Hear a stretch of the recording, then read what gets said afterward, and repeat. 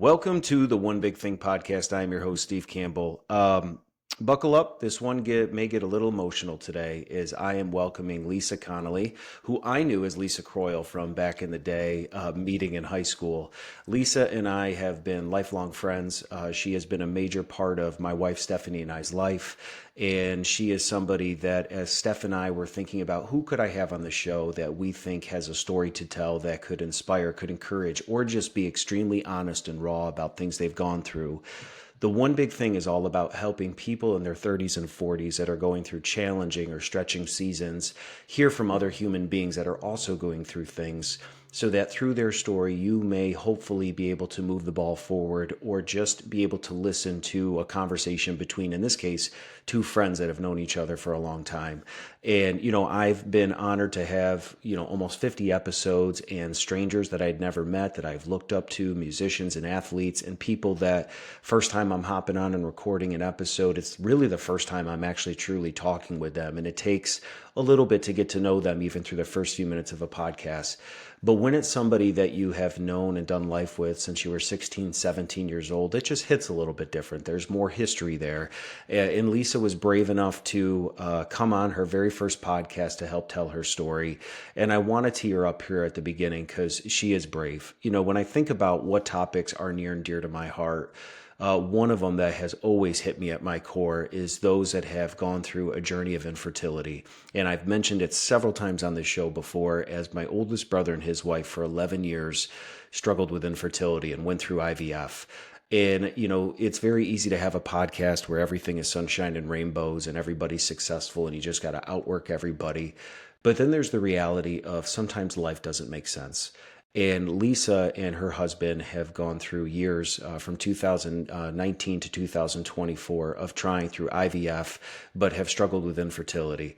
And I said, Lisa, would you ever be brave enough to come on the podcast and talk and you share as much as you want to about what this experience has been like, not only as a woman, but as a wife, trying to also have a career at the same time. And so you have your professional, your personal life. Would you be willing to come on to talk about what you've gone through, because your story will resonate with other people that maybe feel like nobody sees them or has gone through it. And so, Lisa, welcome to the One Big Thing podcast. I love you as a friend.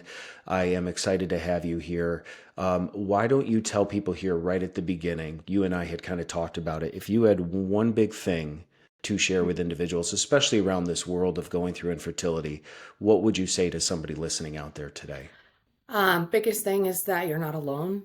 There's a lot of people out there that are going through it, and that it's going to be okay. It really is. Struggle is hard. I'm already getting emotional. It's okay. um, but it's okay. Yeah. That's what I'd have to say. Lise, you are amazing and so brave to be able to talk about things that when you're in your 30s and 40s we don't talk about. And even when I was talking with Steph last night leading up to the show, as I said, I know you're a nervous wreck because it's your Yes. story. I'm a nervous wreck because I just don't want to get in the way. I want to be gracious with you and help bring out what needs to be said in this conversation for the person that you just said feels alone, Yeah. for the couple that feels forgotten, for the questions that people have tried to answer from years from family and friends that Right. they don't even know the answers to. And so even as I've been doing the One Big Thing and I have people at ball fields or basketball courts or just church friends, and they talk to me about the show and you interviewed this person and I've brought up this idea of infertility, I cannot tell you how many people perk up and go, yeah, we've struggled, we've gone through it. Mhm. And all of a sudden you're like, whoa, how many people have actually struggled with infertility? Some have been able to have children, some are still, waiting and hoping and believing, but just being in Mhm. this season, when you say you're not alone, like talk to me about in this experience, what this has been like for you. You are balancing. Why don't you tell us? Let's start with the easy things, Lise. Yep. Let's get it right out of the Okay. way. Where do you live? What do you do for a living? And Yeah. kind of how has that part of your life been shaping up to this Yeah. point? So I'm actually 36. I'll be 37 in like 2 weeks. So I'm in that 30 to 40 age range, like you were talking about. I live in Murfreesboro, Tennessee. I was originally from New York, though, as you know, since Hmm. everyone knows that we're friends. um, and I am a senior processor at Lawyers Land and Title. So what I do is title insurance. So when you buy your home, we are the people who take care of all of that for you. We get you the title insurance and handle your closings, closing costs, all of that stuff. We do the title searches and stuff. So that's my biggest thing that I do. I work there all the time, Monday through Friday. So, and It, sometimes not. it's crazy, Lisa. I remember, I think, waiting on you and your mom at the Olive Garden back Yes. in the day when you guys used to order seafood portofino and would hang out. Yes. And so, when you're 18 years old, your whole life is in front of you. You have dreams, you have aspirations, you have hopes and desires, and then you blink and you're in your late 30s. And life doesn't always make sense. Life doesn't always No. add up. Life, I don't know if in your current career now this is what you envisioned since you were a little girl, No. but it's what you have the capacity to do. And so, you and I haven't been together in years, but just Mhm. watching you from afar, you've been successful in your role there. Yeah. I mean, what is that? And if you're still in love, Lisa's dogs in the background, folks, just realize Sorry. this is a real podcast. We're not going to edit them out. This is real life. Lisa was able to, be brave enough to do this from her own home today. When you say you're not alone, Mhm. just touching on the infertility, I was looking at some statistics, kind of leading up to the show, and just how widespread it actually is, Mhm. and just generationally, it felt like, at least in our world, we never had adults that were older than us talk about these kind of things. And so when you're in your 30s navigating something as big and impactful as infertility, I'm sure even in your world with your husband, there has been senses of loneliness. So has there been Yes. anything just in your journey that, giving you the space here right at the beginning, you want to talk about or share that you think might be able to help somebody out there listening? Well, as you talked about, once you started telling people that you were going to do this, it's just the amount of people that start to perk up and you never knew that they were going through it. That's what Hmm. I mean by, you're not alone. Like, there are so many people that just don't want to talk about this situation of infertility because you don't want people to know this personal part of your life. Essentially, that's the behind closed doors that people don't see. And I feel like in that aspect, that's what I mean by you're not alone because there are so many people going through it. And I want to be a voice that can talk to people and hope that they understand that. And if they need someone to talk to that's going through it, they can reach out, a message or anything along those lines. When I was going through it and I found out that I had a friend that was actually going through it at the same time, that's what we did. Reached out to one another, started talking, experiences, things that you're going through, but you don't want to talk to people just randomly on the street and tell them that you're going through it. So it's a little Right. hard when it comes to that situation. Has there been anything, you had talked about, since you and your husband had tried from 2019 to Yeah. 2024? That's 5 years. That's a lot Yeah. of conversations. It's a lot of Yeah. interactions with coworkers and friends and old high Hmm. school friends, and Yeah. catching up with them, and, the inevitably, what are you up to these days? How's Hmm. the family? And you have to talk about things. How has that been for you? How has it come up in conversation? I mean, how do you navigate? It does not define you, but Right. it is such a major part of your life. How do you find space and grace to weave that in? And has there been anything that's helped you as you've interacted with new people to share that, hey guys, this is a big part of my story? Like, how does that evolve for you? What's funny is sometimes it just randomly comes up in a convo. My husband and I, obviously 5 years, so we have our bond and our connection that we have over a period of time has brought us closer and to the couple we are now. I mean, it actually grew our relationship where I know some people it actually hurts their relationship. And unfortunately, I hate that for people because this is such an intimate thing between you as husband and wife that it's communication is key during this whole thing. It's a huge part. Now, as friends, bringing it up to them, I feel like you have always those close group of friends that you're with and that you can kind of rely on. And you kind of like almost want to not poke the bear, but kind of bring up a little bit in conversation and just be like, hey, we're going through this and kind of see how they react to your Mhm. thing. And then based upon that reaction, I feel like is how you feel you can continue on the conversation a little bit more in depth with them and finding a person in them that you can rely on to talk to. As far as strangers go, some word of mouth happens and it happens to come up in a conversation. Prime example, we were out one night with a group of friends, and my husband has a fire buddy that he works with, and they were going through something, and they happened to be there, and she just leaned over and she was like, I heard y'all have been going through it too. Can you have words of wisdom? So Hmm.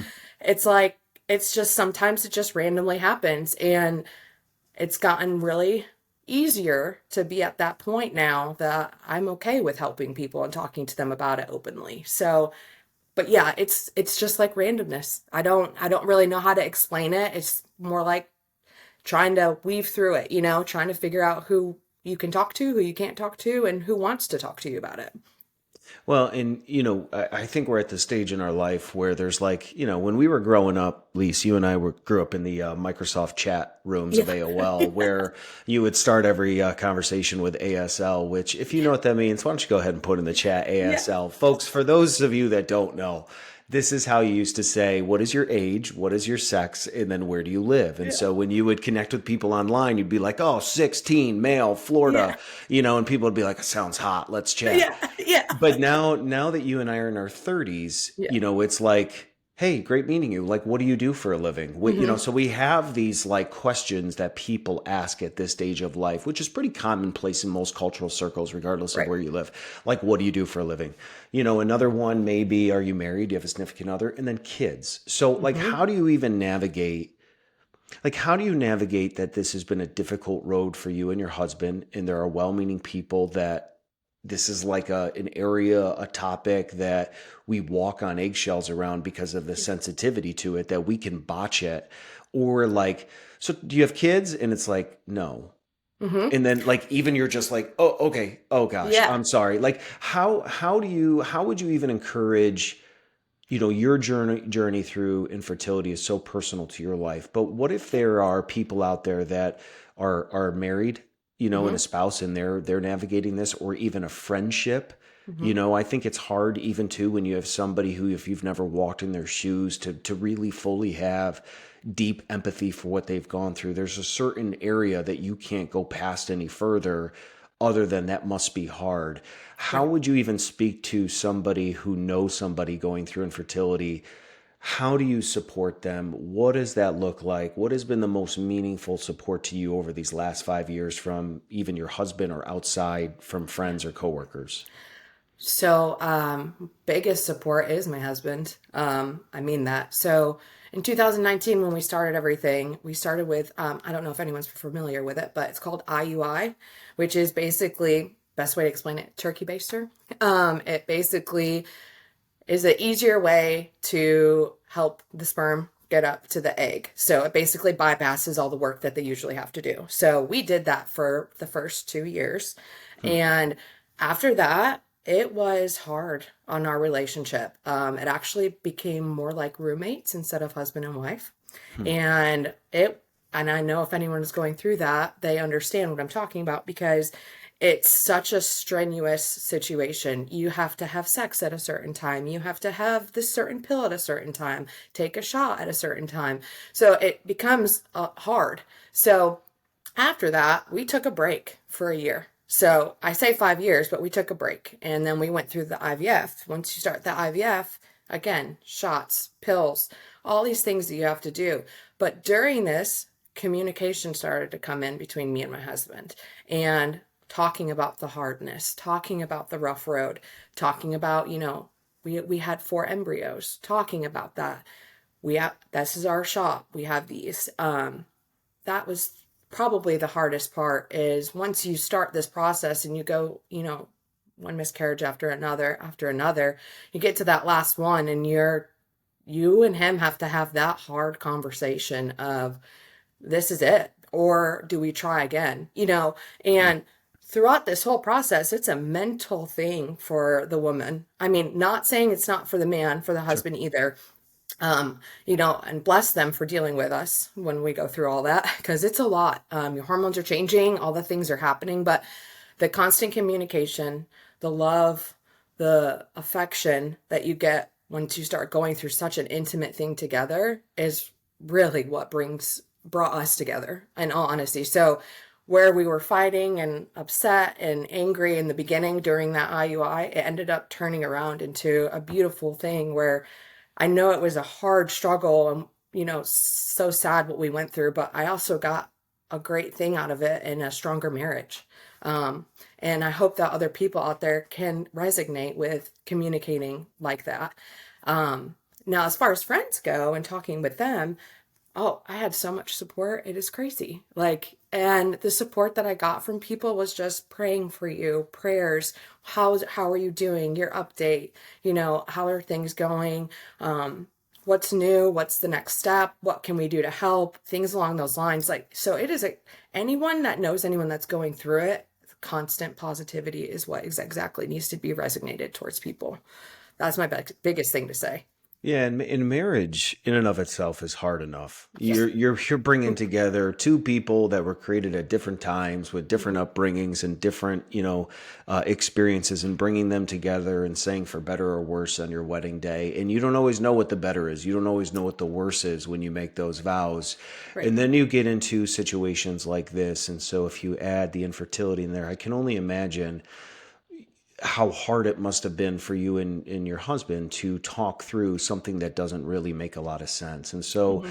I'm thinking about those listeners out there that are in that position that you had talked about, where maybe it was optimism at the beginning, but now they've reached that hard part of the relationship. I'm not saying that they're accusing or blaming one another, but it's crazy what the human mind can do when you experience pain. Yes. You try to find the fastest way to comfort yourself. And Hmm. I would assume it'd be easy to say, if Lisa or if just your husband would be this way, then you already have expectations of what your spouse should be. How Hmm. would you encourage, or what steps did you and your husband take to acknowledge like this is hard? Was this Hmm. a one-time conversation? Was this a series of conversations? Was it time and place? Like, how did you guys go from the optimism to the time off to actually becoming stronger? What are the things that you guys implemented that could encourage somebody who's like, I just feel like we're roommates. This is awful. How do we get past what we're feeling? Yeah, so, like you said, it's so exciting in the beginning, and then you got to that point where, again, like I said, it was roommates. Hard conversation had to happen. It was making dinner one night, and I looked at him on the couch and I was like, we have got to talk. Like, we both are feeling a certain way, obviously, and it's not being vocalized. We're both trying to walk on eggshells because we want things, to work out and to be the best thing, but we need to talk. And we both sat down and had an honest heart to heart conversation and talked about the things we didn't want to talk about, which was scared to death that he couldn't give a baby, that he couldn't make one. I'm scared to death that I can't make one. Those are the tough conversations that you have to have with one another. And it sucked so much. But at the same time, once we had that convo, it was like a weight was lifted off the shoulder that we both actually were able to express how we both feel. We both want a family. Obviously, that's why we were both trying to do all of this. So that part was the hardest part. And then throughout the process, it was just little sit downs, before we'd go in for a procedure, before we'd have the embryo implanted, we would sit down and have the conversation. Okay, here we are. What do we expect? Don't expect anything crazy. Let's just go through the motion. We're praying for the best thing to happen.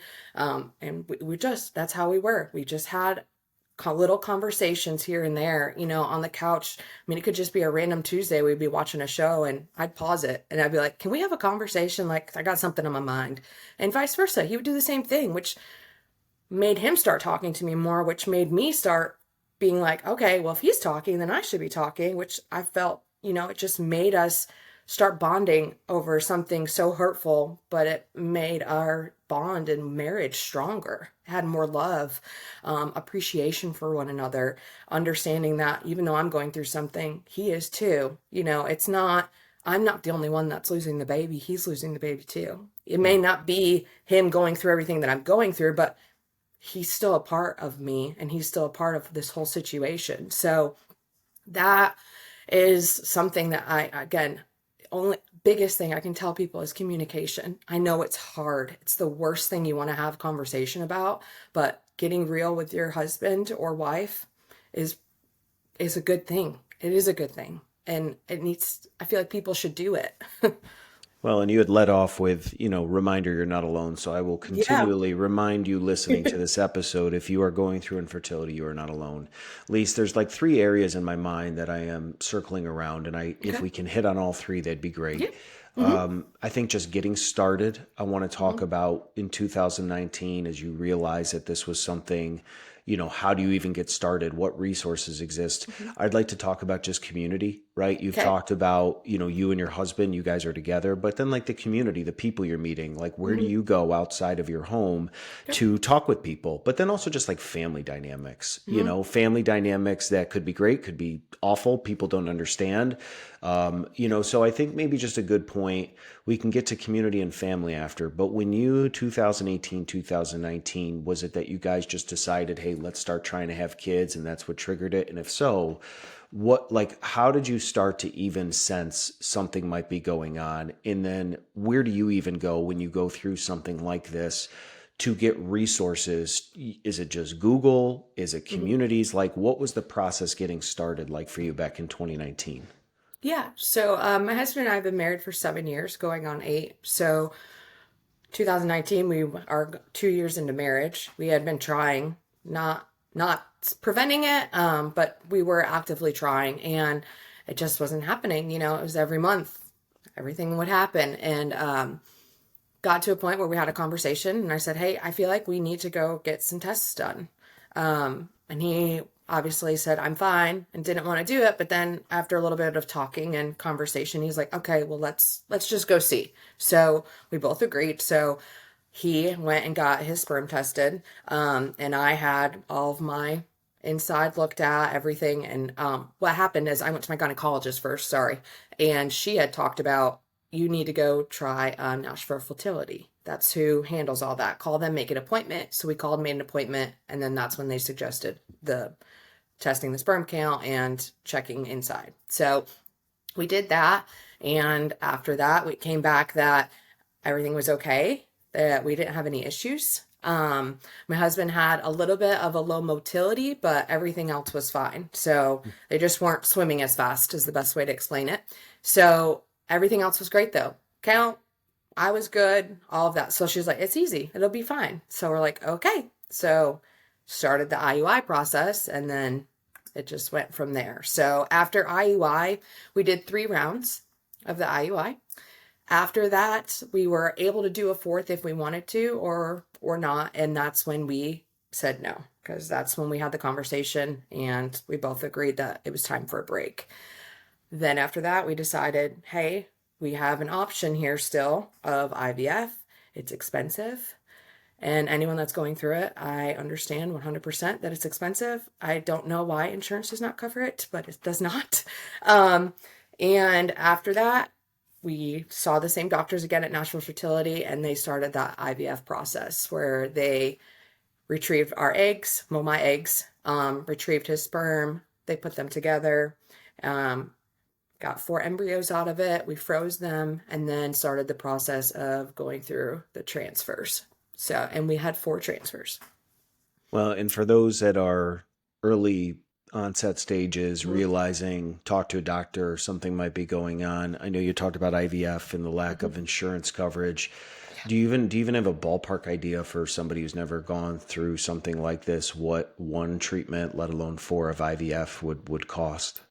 Yeah. So the first beginning is always the most expensive part, because they have to do the egg retrieval, make the embryos, and freeze them or anything along those. So it cost us around 25,000 for the beginning. Yeah. And then each transfer after that, you're just paying for the transfer, if that makes sense. So you don't have to Mhm. retrieve the eggs again because you already have them, but you have to pay for them to be thawed out and for them to put them in and the doctor's visits and all of that. And all in all, we probably spend around 60,000 Wow. plus on Now, everything. now And is there that's, Yeah, go ahead. Is there special, sometimes if you go and you have surgery, they have certain lines of, financing through things like that to help offset the cost since it's not covered by insurance.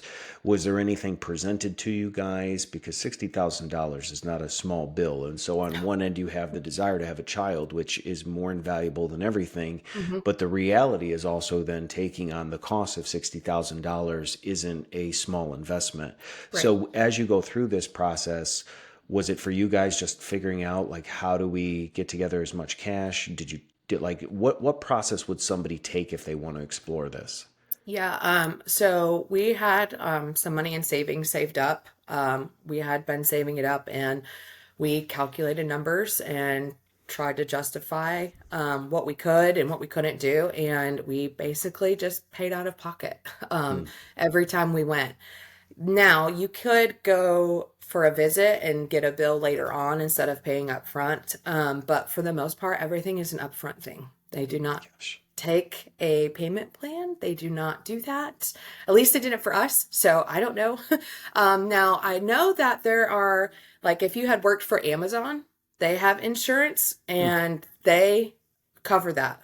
Okay. So some companies have that on there, but not, I mean, I think it was only two, and Amazon's the only one I remember because I was thinking about getting a part-time job at one point just so I could go and get the insurance or get a job there just so I could get insurance. So, yeah, it's crazy. That thought went through my head, and I told Blake, and he said no, which Blake's my husband. I don't know if I said his name, so sorry. Blake, we love you, man. Yeah. I had another conversation with Carl Urban who went through many years of depression, and he and I just ugly cried Hmm. while we recorded because that is something that if you've never gone through depression, it's just devastating. Right. And so as you're just talking, I just in the back of my head, just thinking of you and Blake, and you guys are incredible. Thank you. I'm obviously sorry for everything that you've experienced in this process, but you are helping people that are feeling alone. And Yes. so for you, it's got to be hard too when you have a doctor or an authority figure say all the vitals, all the signs are good, Hmm. and then it's almost like this. Well, then we're going to be okay, and this is going to happen because you've Hmm. told us like we're okay. And so then the reality of 5 years later, it's still not what you had originally set out to do. Talk to us then about community. Where do you go? And I'm not talking about like, you're at cocktails one night and it comes up. Have you joined any like social platforms? Are there communities that exist? Do the hospitals or the doctor's offices have like support groups you can go to? What does that look like for somebody who might feel alone they're talking to their spouse, but now says, I need somebody outside my house? Like what exists for somebody going through infertility? Yeah, so there, whenever you go to your doctor, there is a little sign that they always have up in every room that says, if you're struggling or need help, they have meetings that you can go to. There's an online portal that you can go to. I personally did not go to any of that, but they do have things to help you out with the grieving process and things to help navigate you through it. Um, this is gonna, I don't want to say sound morbid, but I started following a girl on Instagram called Hilarious Infertile, which is related to infertility. And she posts memes and funny things to try to help you go through the process to make you not feel sad about what you're going through.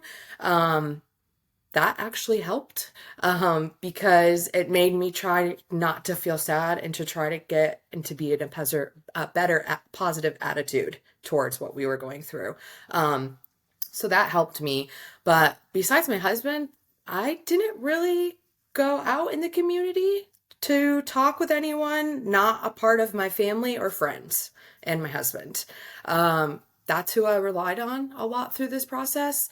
Now, I'm not saying that there are not things out there, but Sure. I don't know every platform as far as that goes. But anyone can Google, infertility, grief counseling, or things along those lines, and Google will pop up a bunch of stuff. I actually did it a couple times, but I then went back to friends who I had gotten close with, or a family member, and started talking with them. So community, though, again, I guess my community was my friend's family and husband. So, Yeah, and leading up to the show, I did see that there was some, fairly large Facebook private groups that Yes. exist for those ladies that are going through Hmm. infertility. You talked about family, right? Yeah. Let's if this is an okay topic to talk about. If Hmm. it's not, we will move on. When you have family, your family has Hmm. expectations. Your parents have expectations. Your siblings, everyone, in the way that that is sometimes delivered, Yeah. can be full of grace or just blunt trauma. And Hmm. so, what is that experience been like for you as a daughter, as a Yeah. wife, talking about family? What is it that, you has surprised you, or just talk about the experience dealing with family going through this? Family. Hard. Hmm. Family, as much as they love you and want to support you and do all the things, it's hard. Because you're always getting asked when, in the beginning, when you're married, anyone who's out there right now, is when's the kids coming? Like you were talking about, you're Yep. married. How many kids do you have? When are the kids coming? And ah, we're trying, you keep talking about, and then it comes to a point where it's like, please stop asking. Like, if we want you to know anything, we'll tell you things. And then once you start this process, it's like, okay, family is close. We need to talk to family. I only told, I did tell everyone, which I would like to point out too, everyone that's not alone going through this. I came from a big family. I have four brothers and two sisters, and every single one of them have a kid. I am the only one that does not. We are not. We don't have children. So growing up like that, you expect that if everyone else in your family is having kids, then you should be able to have kids. So I want people out there to know that you're not alone in that. If you're growing up where all of your family is having children and you're not, it's okay. Um, it really is okay. So once that process of you going through that and having to tell a family member that, hey, this is what's going on, then it becomes, when's your appointment? When can I be there? Can I help you? Can I do all this? And the love and support is great, but it comes to a point where it's like, if I'm not telling you anything, then please respect that boundary and I will tell you the things that I want to tell you. Um, I talked with my mother and my mother-in-law a lot throughout that process and explaining the things that we were going through, but it got to a point where I actually stopped talking to them because I was tired of all the questions and the things that kept coming and can I come with you? And it's a pretty intimate thing that I just would like to have with my husband. So don't really want a visitor there, unfortunately, but I just wanted it to be us going through that experience. And so family's hard. That's the best way to say it. Family's hard.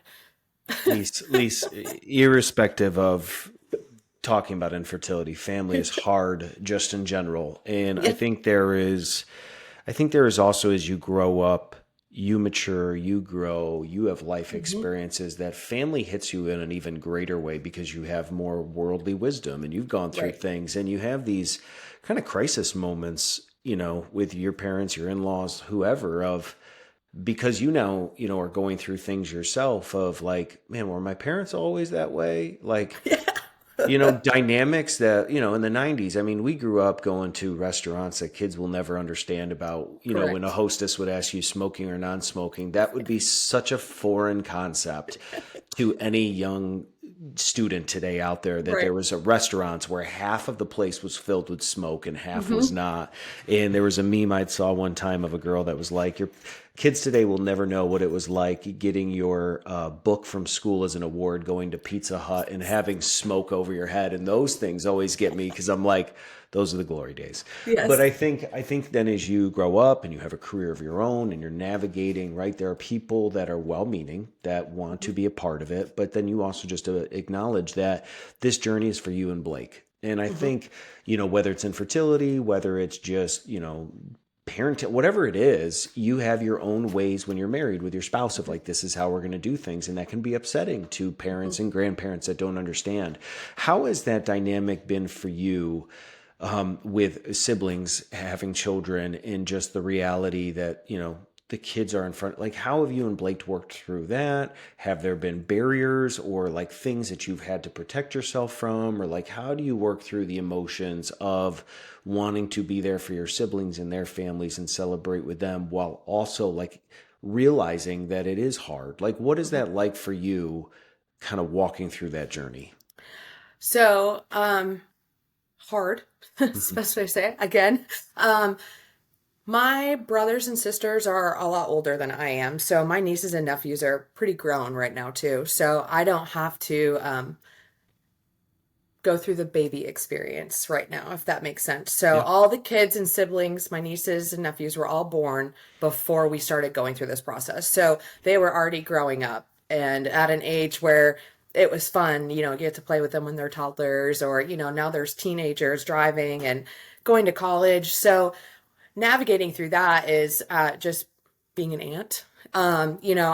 I don't think anything of that, I guess, because it's family. So I don't have a hard time with that part. Now, you're talking about that. We can talk about some friends that I have. We had a couple very close to us who got pregnant while we were going through the infertility. That was hard. I was green with envy, but also at the same time, so happy for them as a couple. Sure. So, and I think the hardest part about all of that is people who are going through what I've gone through or going through it right now. If anyone out there is a family member or friend and they get pregnant, don't be scared to tell someone who's going through IVF. I Hmm. feel like that makes it hurt harder for us. My friend that I'm talking about, I was really close with, she was scared to tell me Yeah. that she was pregnant. And I get why, because it's such a sensitive topic. And she and I had talked a lot. We talk all the time about, the things that we went through, that I went through with this. And she was so scared to tell me. And I was so sad. It made me more sad that she was scared to tell me than how happy she should have been so we could celebrate, which we did end up celebrating. And she has a beautiful baby girl and a baby boy now. So it's just one of those things where people who are going through it, don't exclude us from Sure. your life joys. It's tough. It's tough. So as far as friends, and I mean, as far as the family question, like I was saying, they were already grown, so I didn't feel like I had to have a hard time with that. And my brother, Blake has a brother, he has two brothers and a sister. Same thing. The kids are all grown and all that. So we didn't have to go through that baby experience with the family. It Yeah. was the friends that we had to go through with that. Yeah. Well, for those that are, here championing Lisa, first of all, thank you for coming on and showing her some love and support. If you're an Apple user, you can always leave a rating and review. Leave a review about this episode in particular. And the reason I would say that, most people discover podcasts and episodes when they go on an Apple or Spotify by keywords.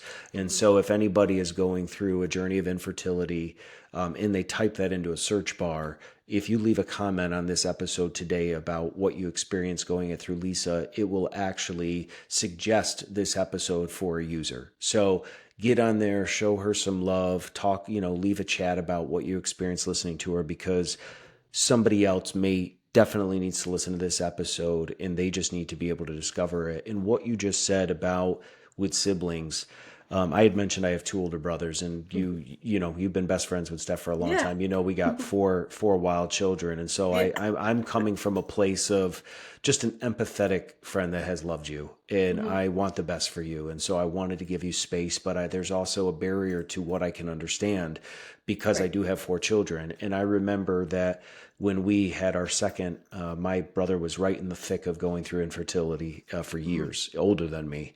And I remember clear as day, I was with Steven. So shout out to Yeah. my wife's twin brother. I remember I was with him, might have been Thanksgiving. We had known for a couple weeks that was pregnant. Mhm. And I remember walking into a bedroom and pulling out my phone and sitting there. Mhm. And as much as I was happy, I thought, Lord, how do I call my brother? Yeah. And so I am very sympathetic to this, because I remember when he picked up the phone. Mhm. I remember the shame that I had. Of it's not fair. And I remember he was excited for me, but in that moment, he was like, okay. Mhm. And I think this topic is so impactful to me because I've never walked in your shoes. I've never been Yeah. where you've been. I've never been to a doctor's office with you. And there's so many people out there today that phone call wrecked me, because it was No. it was the happiest moment of my life. It was a thing that you say a prayer up to Yeah. heaven and you hope that Hmm. Jesus hears you Yeah. and you have a blessing and a miracle. And then the people that you want to share it with the most, there's this separation between the two of Hmm. us. And I just remember that there was walking through that experience for Steph and I was challenging Hmm. because on one end we wanted to be gracious to my brother and my sister-in-law Erin and their situation, but at the same time we wanted to scream from the mountaintops what was happening to us. Right. And so I just remember that phone call and even as I was listening to you, I was like, do I even share the story? Do I even share the story? Yeah, Because you it's do. real to me as to Hmm. why this topic. When I hear people go through infertility, my heart immediately joins them Yeah. and I begin praying in secret. Hmm. Lord, to help them, whatever that Hmm. looks like. And so you have been brave enough for 40 minutes to do your first ever bang up podcast, which Lisa, Thanks. you are incredible and you are going to help so many people. And I hope Thank that you. the one big thing was your launching platform to I hope talk so with other too. pod. If you got a podcast out there and you need a guest, Lisa Connally, she's your gal, man. She's going to You. come break down some walls and barriers. Yeah. But I always, in the time that we have, like to give people, and you've done a little bit through the show, Hmm. one or two takeaways. And Okay. so I don't want to put you on the spot. Is there anything in this journey going through this that has helped you the most? Is it getting your mind off of it? Is it Hmm. going to the gym? Is it therapy? Is it journaling? Is it an app? Like, what is it for you, Lisa Connolly? Those one or two things that like has helped you the most kind of Yeah. wrestle with what you're going through? Yeah. So, probably the biggest thing is I have started working out again. While going through that process, it was tough to work out while taking shots and doing all the things. So Yep. that has helped my mentality, keep my mental back. And it also helps me take out frustration. So any stress or anger that I start to build up helps out with that. Sounds silly, but I bought coloring books at one point. Started I love it. coloring like a 2 year old. So, channeling my inner kid, which I felt ironic being that we were going through that with a kid. So, but that helped a lot. And I started reading. Last year, I read like a few books, and those really helped. I have been trying to read more again this year. I branched off of that once summer and the holidays hit, not gonna lie. So that has helped. But the biggest thing that I feel like is I really haven't talked about it much. So, and that's being raw. Uh, this is the first time I've probably told, or anyone who's listening, in a while about this. I think after our last miscarriage, I just took a break. I mentally shut down as far as that aspect of this process, and that is because it hurt to think about it. So today's been a little rough because I haven't thought about it in a while. Sorry. Well, you're good. Um, I told you when we started this yeah, journey together today, we're not going to manufacture a conversation. yeah. What you just said is so powerful that you were willing to do that because of the countless people you're going to help. So I just, as a host of the show and as a friend, I appreciate you being willing to talk about that. Thanks. In the coloring, what a plot twist at the I end. know it's sorry, yeah. It's the silliest thing, but I would get pencils, markers, and I'd sit on the couch and I'd just color while Blake watched a show or he was playing his game on his phone. It's just something that we would do, and we would be together, and that's what I did. I bought a puzzle too. It's still not put together. So there's just little things, just trying to branch out and try new things. And that's another thing. Sorry, I know we're probably running out of No, time, you but keep going. yeah. So out of all of this, I mentioned to you earlier about growth, strength, and appreciation that I Hmm. feel like from this whole experience has helped. Growth, I feel like I have matured more in 5 years than I've matured in 36. um, the pressure you were under, the timeline, all this stuff that they put on people, it has made me grow and realize that life is great. It's okay. It's okay to be going through what you're going through, and that growth took a long time for me to say that. Um, Strength, feel like I'm doing it right now. um, Strength has been a lot, but I feel like through this whole process, I've become a more vocal, independent. I will talk about things if I have an issue now, whereas before I used to hold back. So that strength to push through those hard conversations or things has been wonderful. And appreciation. I appreciate my husband more than I ever have in my entire life. And I appreciate my friends and my family for being there through me, for me, not, with me through this process. And yeah, that's three big things from this that I've taken and that I hope can help other people out there that it's okay. I know you feel like you're at the end of your ropes, but it's okay. It really is okay. Yeah, And to keep and pushing. I appreciate you sharing those Yeah. three things here at the end. And there is no time limit with No. conversations like this. For Okay. you as a user, listener, if you stopped and started the car, hopefully you'll keep listening. And I would encourage you that if you are walking through this journey, listen to this with your spouse. Let Lisa's Yes. words resonate with you, that you are not alone and that there's strength and appreciation. And strength, yeah, you can go pound some weights, but the strength that you've Yeah. showed over the last 45 minutes is telling. That my experience as the host, and here's what I'm going to challenge you with, Hmm. Lisa Connally. I've had the opportunity to interview people from all over. Hmm. Life many times is not fair. It doesn't make sense. But it's those hard things in our life that can become the springboard that launches us to a season of connecting with people we never would have thought we Yes. would have ever met. And my hope for you is that this will not be your only stop, whether it's a podcast or a speaking event, but that as much strength as you can muster, you will always use what you've gone through to connect with other people and to inspire and encourage them, because you're so beautiful inside and out. Thank And you. I just think of you and Blake and what you've gone through. And I wish I had answers to help you make sense of it, other than you're going to help a lot of people through this conversation today. And I think you had mentioned it. So if I'm overstepping, I'll Yeah. just delete it from after the Okay. podcast. But you had mentioned if anybody has questions or thoughts to get in touch with Hmm. you. Yeah. So we will make sure that in the show notes, which first time if you're ever podcasting, show notes are what goes under the title. It's where you get a lot of the disclaimers and contact information. We'll put Lisa's information in there. If you're going through it, don't feel like you're going through it alone, as she said. Realize that, statistically, as I talked about, so many people that are our age are going through this and may not have anybody to openly talk about. And if this is your first step of acknowledging, man, I didn't realize other people in situations like Lisa had talked about are going through it, let it become a place of strength for you in knowing that it's not your identity. And don't be afraid, like Lisa, to get outside your comfort zone and to talk about something that is hard. Hard things are hard for a Yeah. reason, but it's these, I feel like, I may be wrong, our generation is desperate for authenticity. And I think we have had stuff in the media and on social media and on the news, just fire hydrant in front of us. And I think we're all desperately in our late 30s, early 40s. We want authentic. And Yeah. what you did today was authentic. It was Thank you. hard, it was real, it wasn't fabricated. And so I want to say thank you for coming on the One Big Thing and for being such a support to Steph and I over all these years.